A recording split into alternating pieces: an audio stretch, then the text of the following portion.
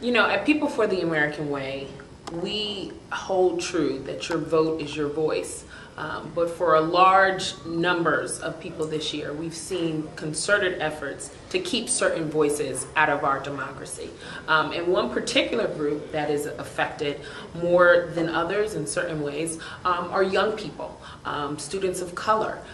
We see concerted efforts this year. There's a flyer that's currently circulating in Philadelphia on Temple University's campus, on Drexel University's campus, that says that basically if you have any outstanding parking tickets or warrants, that there are going to be police at the polls. And you know, we actually have a copy of this flyer that was being distributed and put up on these college campuses. Now, why do we see this? Because if they can create, and by they, I mean people who aren't interested in a representative democracy, if we can keep certain people away from the polls, then they win. And that's something that we're seeing. Unfortunately, we saw it earlier this year down at Virginia Tech, when misinformation was given to students that basically said, if you register to vote here, then your parents can't claim you as a dependent.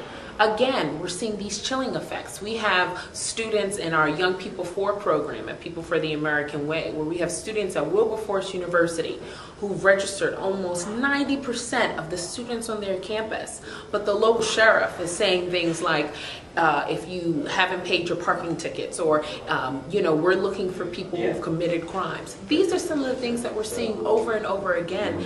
And this isn't the first time, unfortunately. We see it every year, and it takes different shapes and forms, and by the time we figure out one, there's a new event or there's a new tactic. But that's why we're vigilant in doing a number of things. One of the things that we do is we have a massive educational campaign where we have voter ID specific two-state toolkits and two-pagers. We have that we did in conjunction with the NEA and SEIU. And why do we want to do this? Because education is the best way to protect people from the nefarious tactics and the nefarious flyers that we're seeing popping up all over.